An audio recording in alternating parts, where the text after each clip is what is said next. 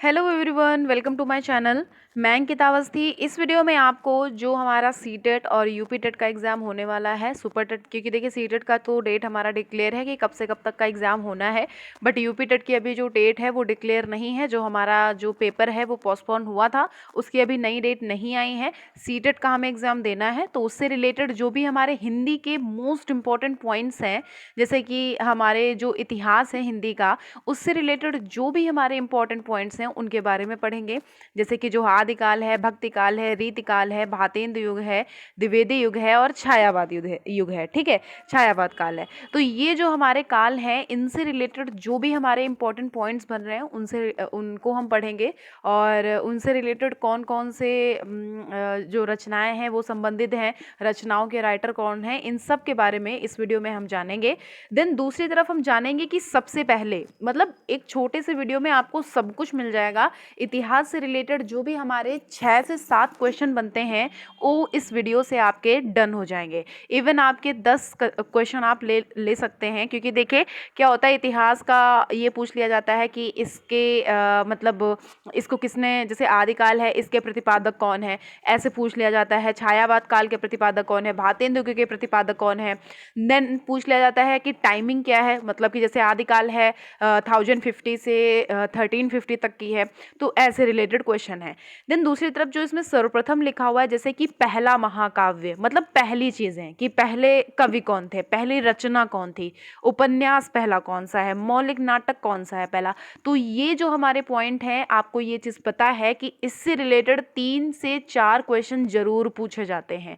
तो इसमें मैं रिलेट करके और भी कई तरह के क्वेश्चंस बताऊंगी और भी कई तरह के पॉइंट्स बताऊंगी जो आपके एग्जाम में 101% पूछे जा सकते हैं। ठीक है, तो आप चलिए यहाँ पे हम पढ़ते हैं। एक बार पहले हम पढ़ेंगे इतिहास। जो हमारा आदिकाल है उससे रिलेटेड कौन कौन से हमारे रचनाकार हैं और उससे रिलेटेड जो रचनाकार हैं उनकी कौन कौन सी रचनाएं हैं। ठीक है, तो सबसे पहले आपको ये चीज़ पता होगी कि जो हमारा आदिकाल है उसका टाइमिंग है 1050 टू 1350। ठीक है, 1050 टू 1350। तो यहाँ पे देख लीजिए, ये हैंड रिटन नोट्स हैं जो मैंने खुद से बनाए हुए हैं, तो आपको यहाँ पे प्रॉब्लम नहीं होएगी। तो देखिए, जो यहाँ से लेकर के, जस्ट अ सेकेंड, यहाँ से लेकर के यहाँ तक का जो भी लिखा हुआ है वो हमारा रिलेटेड है आदिकाल से। पूछ लिया जाता है कि जो हमारी पृथ्वीराज रासो है ये किस काल की रचना है, या फिर ये किस काल का महाकाव्य है, गोरखनाथ, इन सब से रिलेटेड पॉइंट्स पूछ ले जा सकते हैं। वो हम एक इसी वीडियो में बहुत सारे क्वेश्चंस आपके कवर कराएंगे। ठीक है, तो देखिए इसमें चंदबरदाई है। ठीक है, पृथ्वीराज रासो जो है ये क्या है, यहाँ पे देखिए लिखा हुआ है महाकाव्य। इसको तो हम बाद में पढ़ लेंगे, सबसे पहले हम ये पढ़ेंगे पृथ्वीराज रासो क्या है, ये महाकाव्य है और इसके रचनाकार हैं चंदबरदाई। क्लियर है। तो देखिए हम एक ट्रिक बताएंगे, छोटी छोटी सी ट्रिक बताएंगे। वैसे अगर आपको याद हो जाती है तो बेस्ट है, वैसे छोटी सी स्टूपिड सी ही आपको ट्रिक लगेंगी, बट अगर आपको याद हो जा रहा है तो हमें मतलब तो उसी चीज़ से है ना। तो देखिए पृथ्वी मतलब चांद, ऐसे करके याद कर सकते हैं। चंद मतलब पृथ्वी, चांद है ना। ऐसे अगर ऐसे आपको रिलेट करके याद हो जा रहा है तो आप याद कर सकते हैं। नेक्स्ट पॉइंट इज अमीर खुसरो पहली मुकरी। यहाँ पे पहेली है, ठीक है, ये पहेली कर लीजिएगा।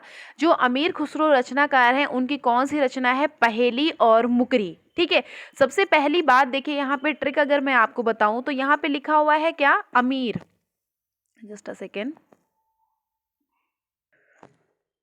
हाँ, तो देखिए यहाँ पे लिखा हुआ है अमीर खुसरो। तो क्या होता है, ये कोई भी किसी से रिलेट नहीं कर रही हूँ चीज़ें, बस आपको ट्रिक बता रही हूँ। अमीर खुसरो है ना, अमीर लोग क्या होते हैं कि कहीं भी जैसे मतलब मैं किसी के बारे में बात नहीं कर रही हूँ, आप ऐसे रिलेट करके याद कर सकते हैं कि जो अमीर हैं वो पहले ही मुकर जाते हैं पैसा देने। कहीं जैसे पैसा देना होता है किसी को तो वो पहले ही मुकर जाते हैं। तो ये पहेली है इनकी रचना और मुकरी। ठीक है, मतलब पैसा देने से वो मुकर जाते हैं। तो अमीर खुसरो ऐसे अगर रिलेट करके आपको याद हो रहा है तो याद कर लीजिए, क्योंकि रचनाएं बहुत सारी हैं तो बच्चों को याद करने में बहुत प्रॉब्लम होती है। तो इससे रिलेट करके अगर आपको याद हो रहा है तो बेस्ट है। नेक्स्ट है विजय सेन है जयवंत गिरी रास। ठीक है, देखिए विजय, विजय जो है ये मतलब विजय इनको मिली, बट इनको जो विजय मिली वो रास नहीं आई, है ना, मतलब जो इन्होंने जीत हासिल करी वो इनके मन की नहीं थी, वो इनको रास नहीं आई। तो ऐसे रिलेट करके याद कर सकते हैं। संदेश शासक, ये जो रचनाकार है ये इसके रचना का ये है अब्दुल रहमान के रचनाकार। अब्दुल रहमान जो रचना है ये है संदेश शासक की रचना। नेक्स्ट क्वेश्चन कि परमाल रासो जो है इनकी क्या रचना है? तो जगनिक जो है ये परमाल रासो की रचना है। खुमान रासो दलवित विजय, ये इनकी रचना है। सबदी जो है ये गोरखनाथ को याद रखेंगे, ये इंपॉर्टेंट है। जो ये हमारी रचना है और जो ये रचनाकार हैं ये इंपॉर्टेंट है, ये पूछे गए हैं सन 2018 में। नहीं मानते तो आप देख सकते हैं सीटेट में, तो इसको आपको याद रखना जरूरी है। और सरहया दोहा कोस। ठीक है, अब यहाँ पे जो मैंने इतने बताए हैं ये सब रिलेटेड थे किससे? आदिकाल से। अब हम बढ़ेंगे किससे? भक्तिकाल का टाइमिंग कितना लिखा हुआ है? 1350 टू 1650। भक्तिकाल में कबीरदास आते हैं जिनकी रचना है बीजक। ठीक है, इसमें क्या लिखा हुआ है? सबद रमैनी। ठीक है, साखी सबद रमैनी, ये भी इनकी रचनाएं हैं। चंदायन की क्या रचना है? मुल्ला दाऊद जो है ये मुल्ला जी जो हैं, आप किसी से रिलेट करके याद कर सकते हैं। मुल्ला जी कहाँ पे गए थे? चांद पे गए थे। ठीक है, नंददास देखिए जो हमारे कृष्ण भगवान जी थे, नंददास थे ना, तो वो रूप मंजरी, तो जो हमारी राधा माँ थी, राधा जी जो थी वो कितनी रूप उनका कितना सुंदर सा था, है ना, कितनी ब्यूटीफुल थी। तो आप ऐसे भी रिलेट करके याद कर सकते हैं। ये तो बहुत ही इजी है। परमानंद सागर इनकी रचना है। मीराबाई नरसिंह जी का मायरा और गीत गोविंद, ये आपको याद रखना है, ये इंपॉर्टेंट है। ये इनकी रचना है, नरसिंह जी का मायरा और गीत गोविंद। क्लियर है? नेक्स्ट क्वेश्चन इज कि नरोत्तम दास जो है इनकी रचना कौन है? तो सुदामा चरित्र, ये किसकी रचना है? नरोत्तम दास की। ये आपको याद रखना, नरोत्तम मतलब इसमें देखिए उत्तम निकल रहा है ना, उत्तम।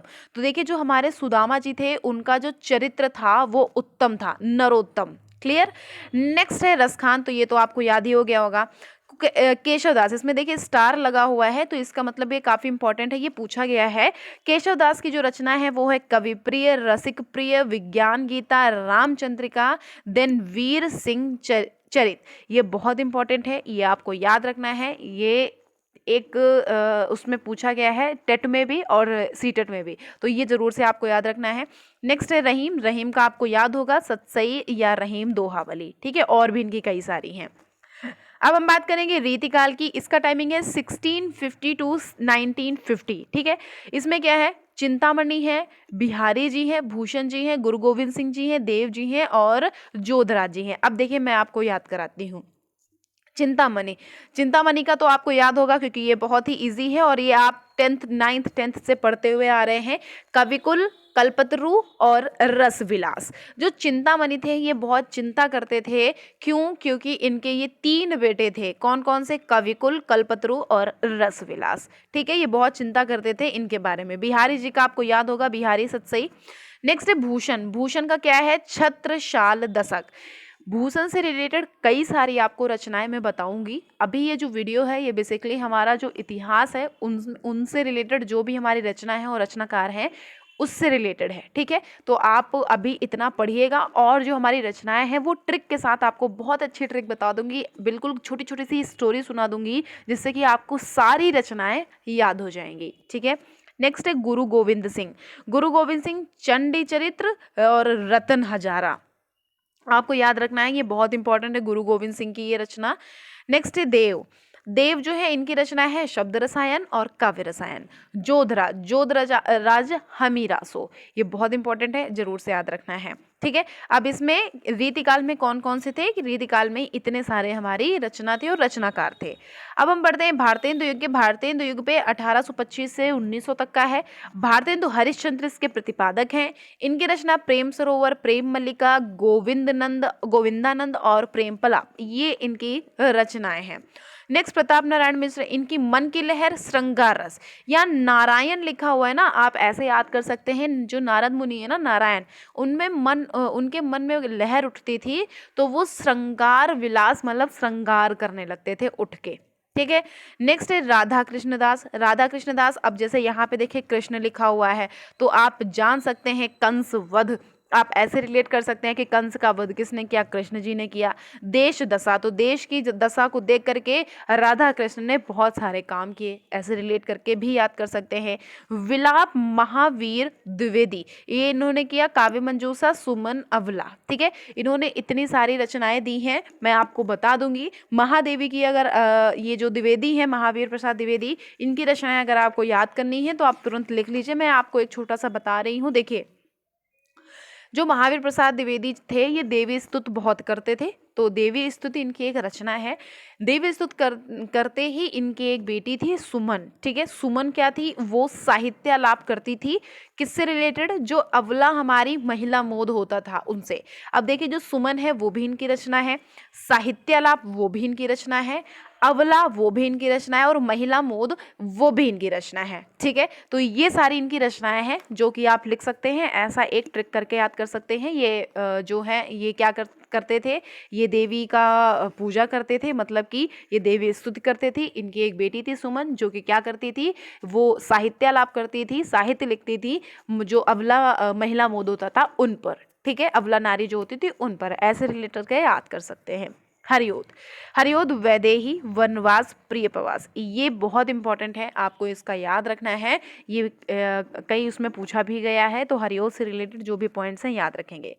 अब हम बढ़ते हैं, जस्ट अ सेकेंड, ये जो हमारा द्विवेदी युग है इनसे रिलेटेड है हमारे ये महावीर प्रसाद द्विवेदी, हरिओद और मैथिली शरण गुप्त, ठीक है। जो हमारा टाइमिंग है द्विवेदी युग का ये है 1900 से 1918, ठीक है। तो इसमें महावीर प्रसाद द्विवेदी, अभी मैंने इनकी रचनाएं बता दी। हरिओद इनकी वैदेही वनवास और प्रिय प्रवास, इनकी और भी रचनाएं हैं जो मैं आपको आगे बता दूंगी। अभी जो हमारे इतिहास से रिलेटेड रचनाएं हैं वो याद रखनी है। मैथिली शरण गुप्त भी इसके अंतर्गत आते हैं। इन्होंने कौन कौन सी रचनाएं लिखी हैं, पंचवटी है, विष्णुप्रिया है, द्वापर है, जय भारत है, जयदत्त वध है, साकेत है, भारत भारती है, यशोधरा है, झंकार है, रंग में भंग है, गुरुकुल है, सिद्धराज है और पृथ्वी पुत्र है। अगर पूछा जाए कि राष्ट्र कवि कौन है पहले, तो आप बताइएगा मैथिली शरण गुप्त, और अगर दूसरे पूछे जाए तो आप बताइएगा रामधारी सिंह दिनकर। ये इंपॉर्टेंट है। जस्ट अ सेकेंड, ये तो हो गया हमारा क्या, ये तो हो गया हमारा इतिहास। अब हम पढ़ेंगे किस पे, हमारा जो प्रथम चीजें हैं उन सबसे रिलेटेड जो पॉइंट हैं। देखिए, सबसे पहला महाकाव्य पृथ्वीराज रासो, रचनाकार चंद्र बरदाई। प्रथम कवि कौन है, सरहपाद। जो हमारा प्रथम रचना है वो है श्रावकाचार, और इनके रचनाकार हैं देवसेन कृत, ठीक है। प्रथम उपन्यास अगर पूछा जाए तो आपने अपना पहला उपन्यास परीक्षा दे करके किया था, और जब परीक्षा आपने दी थी तो आपके पास रहने की जगह नहीं थी, तो एक गुरुजी थे जिन्होंने एक निवास स्थान दिया था आपको रहने के लिए। अपना आप उपन्यास लिख रहे थे तो वहाँ पे परीक्षा देने गए थे तो रहने की जगह नहीं थी, तो वो एक निवास स्थान आया था, गुरुजी ने अपने निवास पे आपको रोका था। मौलिक नाटक नहुस, ये आपको पता होगा, गोपाल चंद्र कृत। ये गोपाल चंद्र कौन है, ये हैं हमारे भारतेंदु हरिश्चंद्र के पिताजी। नेक्स्ट है आत्मकथा। आत्मकथा कौन सी है, अर्धकथानक, बनारसी जैन कृत। आपने अपनी आत्मकथा कहाँ लिखी, बनारस में बैठ के लिखी, वो भी कौन सी, अर्धकथानक, मतलब कि वो आधी अधूरी ही कथा रह गई। आप रिलेट करके याद करेंगे। नेक्स्ट है जीवनी कौन सी है, पहली दयानंद दिग्विजय, ये गोपाल शर्मा कृत इसके रचनाकार हैं। रिपोर्टाज, जो लक्ष्मी है वो रिपोर्टर है, ऐसे याद कर सकते हैं। लक्ष्मी जो है ये रिपोर्टर है और ये शिवदान करती थी, ठीक है। शिवदान सिंह चौहान इसके रचनाकार हैं। मौलिक कहानी कौन सी है, इंदुमती। इंदुमती के रचनाकार किशोरी लाल गोस्वामी। हिंदी पत्र कौन सा है, उतंड मार्तंड, ये 30 मई 1826 को प्रकाशित हुआ। महाकाव्य कौन सा है, अभी ऊपर मैंने बताया, खड़ी बोली का प्रथम महाकाव्य प्रिय प्रवास, और इसके रचनाकार हरिओद हैं। इतिहास ग्रंथ है हमारा शिव सिंह सरोज, ये भी इंपॉर्टेंट है। पहली हमारी हिंदी की प्रथम एकांकी है एक घूंट, प्रसाद कृत जो है ये इसके रचनाकार हैं। हिंदी की आदि कवित्री किसको माना जाता है, मीराबाई को। अगर पूछ लिया जाता है खड़ी बोली गद्य के पहले रचनाकार, तो आप भारतेंदु हरिश्चंद्र में लगा के आएंगे। प्रेमचंद्र की पहली कहानी पूछ लिया जाए तो आप पंच परमेश्वर पे लगा के आएंगे। निराला की प्रथम काव्य रचना पूछी जाए तो जूही की कली है। जैनेन्द्र का प्रथम उपन्यास पूछा जाए तो वो परख है। रेणु का प्रथम उपन्यास पूछा जाए वो मैला आंचल है। अज्ञेय का प्रथम काव्य संग्रह पूछा जाए वो है भग्नदूत। भगवती चरण का प्रथम उपन्यास पूछा जाए वो है चित्रलेखा। नई कविता का नाम दिया किसने दिया? नई कविता का जो नाम दिया वो दिया अज्ञेय ने। इंपॉर्टेंट है, इंपॉर्टेंट है, इंपॉर्टेंट है। और प्रथम ज्ञानपीठ पुरस्कार किसको मिला? जी शंकर कुरूप को। तो ये देखिए, आपको इतना जो इम्पोर्टेंट पॉइंट था वो मैंने इसमें बता दिया है, बस आपको ये याद रखना है। आप चाहें तो आप स्क्रीनशॉट भी ले सकते हैं। इसका आप स्क्रीनशॉट ले करके या फिर छोटा सा वीडियो रिकॉर्ड करके अपने पास रख सकते हैं, क्योंकि ये बहुत इंपॉर्टेंट पेज है आपके लिए। आपको पेज अगर चाहिए तो इंस्टाग्राम पे आप मैसेज कर दीजिएगा, मैं जो पेज है अपना मेंशन कर दूंगी डिस्क्रिप्शन बॉक्स में। वहाँ पे ये आपको जो हमारा ये नोट्स लिखा हुआ है छोटा सा, इसको मैं आपको सेंड कर दूंगी, ठीक है। और भी जो छोटे छोटे हमारे पास नोट्स हैं उन सबको आपको भेज दूंगी, जो पर्टिकुलर जितना टाइम बचा है उसके लिए आपको जितना पढ़ना है, तो उसके लिए जो भी हमारे पास मटेरियल है जो खुद से मैंने बनाया है वो मैं आपको प्रोवाइड करा दूंगी, ठीक है। तो चलिए अपना ध्यान रखें, और वीडियो अगर अच्छा लगता है तो लाइक करिएगा, और अगर आपको और भी वीडियोस चाहिए तो प्लीज़ से ज़रूर से आप मैसेज कर दीजिएगा, कमेंट बॉक्स में कमेंट कर दीजिएगा, ठीक है। तो चलिए अपना ध्यान रखें, फिर मिलेंगे नेक्स्ट वीडियो में। Thank you so much.